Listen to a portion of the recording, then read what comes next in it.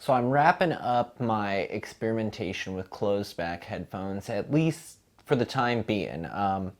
So I've tested a whole bunch. You can check out, other videos I put out on those, as well as sound demos, which are going to be linked somewhere on the screen here.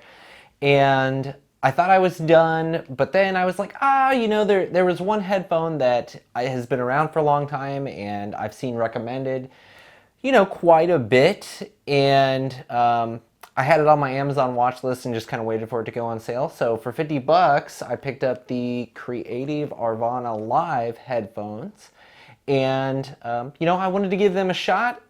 Again, I like to look for value and see kind of what's the best bang for your buck.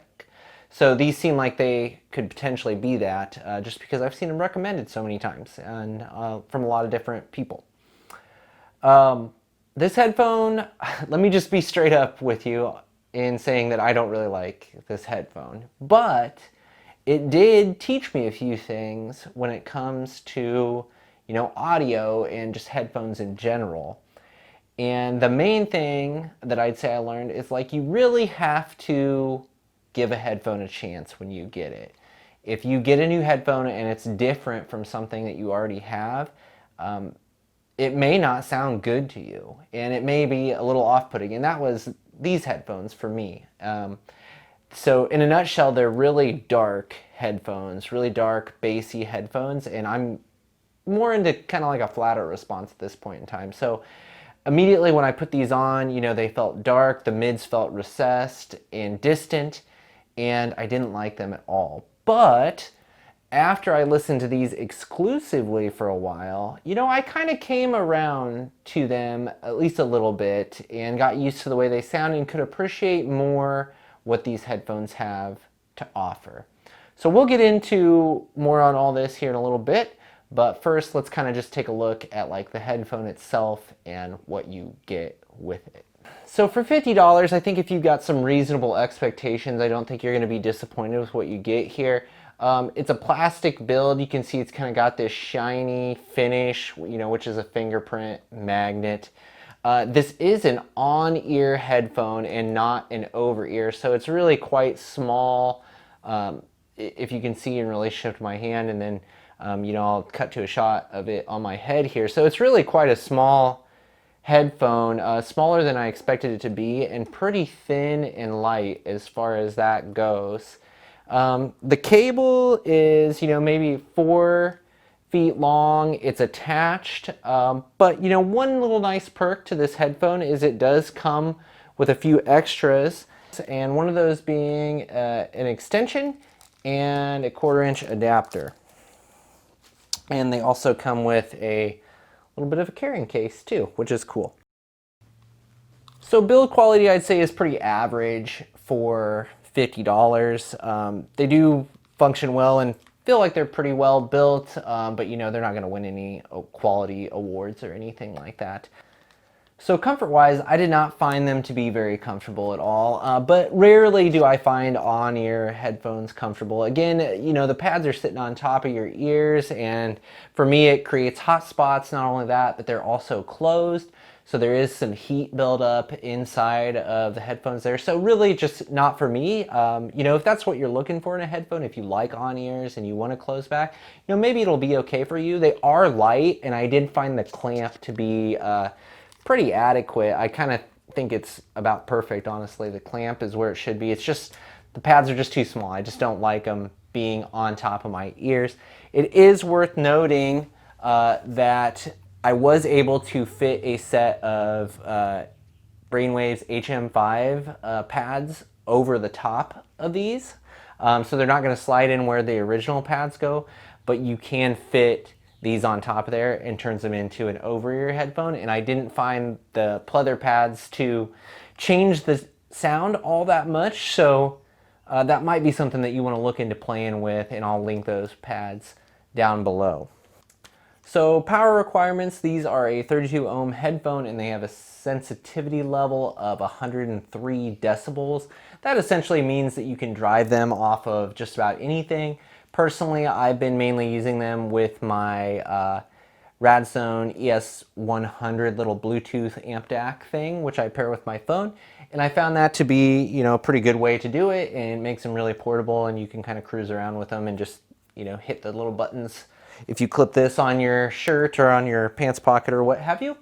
So that's mainly how I use them. I did try them out of just straight out of my Samsung S10e, and that was fine as well. And I even put them on my Asgard 3 when I was sitting at my desk. Although I think your improvements with amping are going to be minimal with this headphone. So that's not something that I would consider a whole lot with these. So let's get more into sound, and let's start with the bass, because if you're buying the Creative Aurvana Lives, you're probably going to buy them because you like bass. Now the bass on these there's a lot there. It's a lot of quantity.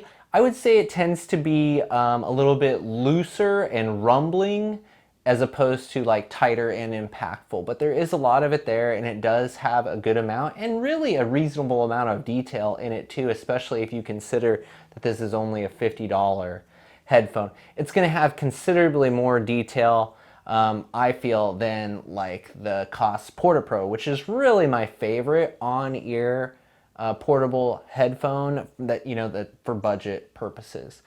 So I think this is a little bit better defined, but for me, it kind of like overshadows the rest of the frequencies. And the treble is elevated as well, but really, you know, this is a bass headphone in my opinion. Again, with the highs, you know, like I said, they're a little bit boosted. There's a little bit of sparkle up there, and I do feel like there's a reasonable amount of detail there too. But again, I couldn't really come to appreciate any of the finer technical aspects of this headphone until I had listened to it for a good little while, and I really let my ears kind of attune to it. So it wasn't a sound signature that I was able to like just put them on and jump into and enjoy, at least not with the type of music that I typically listen to, which is like very vocal-centric music. So, and that's where I'd say, you know, the sound signature of the Cals is the weakest, is with vocals and middle frequencies, because with the bass being, you know, very substantial, and then with the slight boost in the treble as well, you know, the mids just kind of get recessed back into the background to where I felt like vocals sounded pretty thin to me, and there wasn't a whole lot of body to them. But also with the higher frequencies being boosted a little bit, you know, I felt like I really felt like the vocals sounded pretty artificial, honestly, on these headphones. So my initial impression was not good with these. However, once I gave them a chance and listened to them a little bit, I felt like I kind of got used to it, to the point where I could appreciate the amount of detail that is there for, you know, a $50 headphone. I would say, you know, let's talk about imaging and soundstage here for a little bit. I would say that the soundstage is reasonable on these, and it's definitely not too small, and it doesn't feel real close in your head. You get a lot of good right to left imaging and separation, and it's pretty, I wouldn't say it's really wide, but it's adequate right to left. I didn't find a whole lot of front to back depth with this headphone though. So, you know, let's go back to lessons learned with the Cals. And again, the number one lesson that I feel like these taught me was just, you really got to give a headphone a chance and really let your ears get adjusted to a new set of headphones that have a different sound signature than you're used to. So that's number one. Number two is genre pairing. Up to this point, I haven't been a real like genre pairing type of person. I kind of like to just listen to one set of headphones at a time and just, you know, kind of listen to everything with those. This is not a headphone that I think you'd be happy with listening to a wide range of genres on, but a few specific genres, like maybe electronic music, even classical music where there's just mainly instruments and not a lot of vocals, I think these could perform fairly well for $50 in those categories. If you're looking for something more vocal-centric, you know, folk music, things like that, I would probably lean more towards the Porta Pros. For me, I just prefer that sound signature a little bit more. And you know, when I was listening to these, I did give them a good fair shot, but eventually I started kind of A-Bing them with the Porta Pros, just because, like I said, those are also on-ears and they're, you know, in the same price range ballpark. If you throw on like a set of Yaxi pads, which I totally recommend for those. And I just found myself if I had the Porta Pros on, I could really get into the music and kind of just, you know, enjoy it. Whereas with the Cals, I was much more thinking about like the sound signature and did it sound correct and things like that. They just didn't do it for me. So for me, these are going to be a pass. But again, if you're looking for a genre-specific, bassy, dark headphone, these could be for you. Links in the description for all these, and we are going to go ahead and do a sound demo now. So if you haven't been listening with headphones, you're going to want to put those on. The sound demo is going to give you an idea of what the Cals sound like, and I will compare them with the Porta Pros, which I'll review here in a little bit. But like I said, I've had those for a long time, and those are kind of my #1 on-ear cheap portable headphone. So I think it'd be a good comparison. If you found this useful, if you want to see more reviews like this, you know, check out the channel. There's a lot of closed back reviews on there right now, but I'm going to be doing some more open back stuff here in a little bit. And, you know, there's lots of sound demos there for you to watch too. So if you're into that sort of thing, and if you found this useful, feel free to like and subscribe to the channel. And there's going to be lots more audio stuff to come here in the near future. Until next time, thanks. Don't feel alone in this world. The best is yet to come. Why focus on those bad times? This daylight is precious. See yourself as #1. Hold on to hope and never let him go. Your star is shining bright. There's something you should know. We rise and we fall. Don't feel alone in this world. The best is yet to come. Why focus on those bad times? This daylight is precious. See yourself as #1. Hold on to hope and never let him go. Your star is shining bright. There's something you should know. We rise and we fall. Don't feel alone in this world. The best is yet to come. Why focus on those bad times? This daylight is precious. See yourself as #1. To hope and never let him go. Your star is shining bright. There's something you should know. We rise and we fall.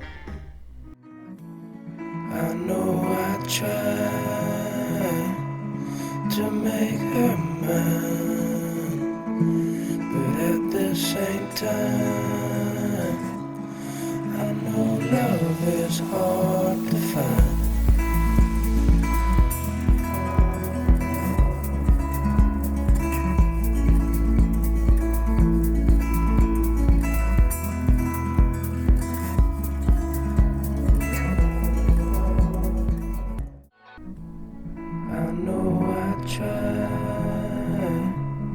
To make her mine, but at the same time, I know love is hard to find.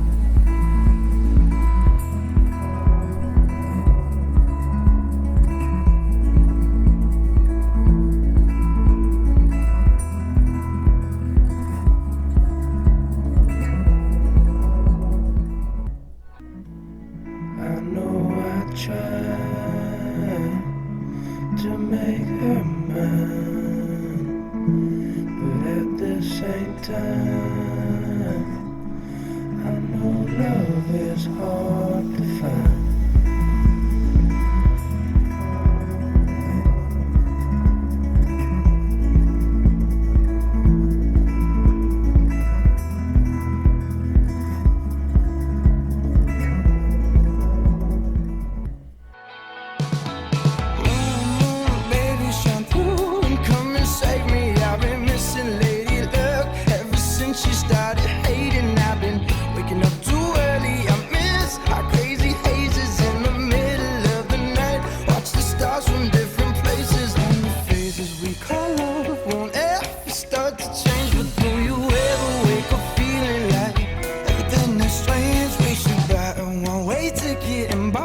onto a plane and fly it straight into a black hole somewhere.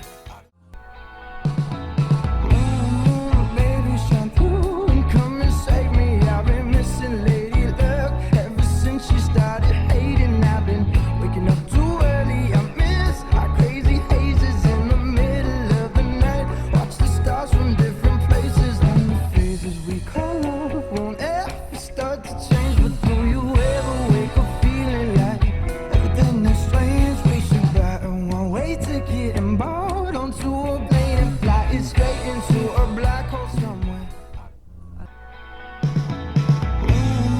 Baby, shine through and come and save me. I've been missing Lady Luck ever since she started hating. I've been waking up too early. I miss our crazy hazes in the middle of the night. Watch the stars from different places, and the phases we call love won't ever start to change. But do you ever wake up feeling like everything is strange? We should buy a one-way ticket and board onto a plane and fly it straight into a black hole somewhere.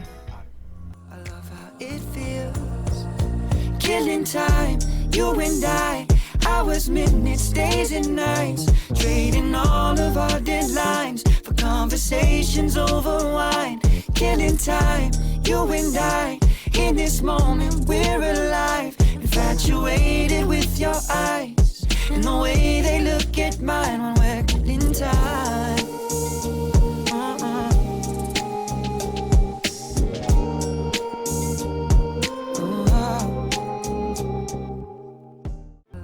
It feels, killing time, you and I.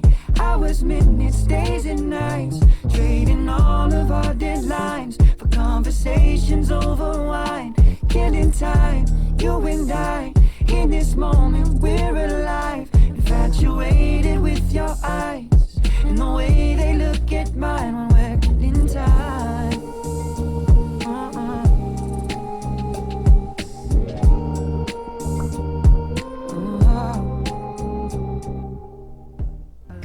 It feels, killing time, you and I.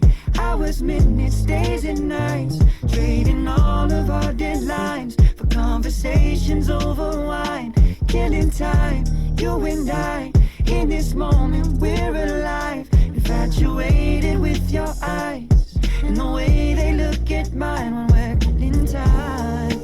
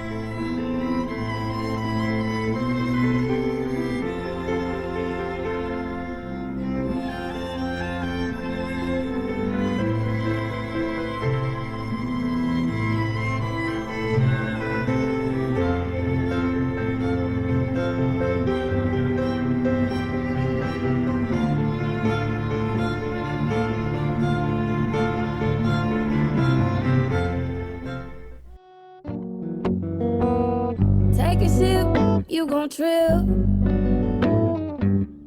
I'm like a cup of shroom tea in the morning. Coat your throat like hot honey. You gon' need water, then want some more me. In your head, you gon' slip, slip, slip, slip. I love on you, and then I leave you lonely. You want to get to know me. I'll agree in exchange for your soul, please, baby. Take a sip, you gon' trip. I'm like a cup of shroom tea in the morning. Coat your throat like hot honey. You gon' need water, then want some more me. In your head, you gon' slip, slip, slip, slip. I love on you, and then I leave you lonely. You want to get to know me. I'll agree in exchange for your soul, please, baby. Take a sip, you gon' trip. I'm like a cup of shroom tea in the morning. Coat your throat like hot honey. You gon' need water, then want some more me. In your head, you gon' slip, slip, slip, slip. I love on you, and then I leave you lonely. You want to get to know me. I'll agree in exchange for your soul, please, baby.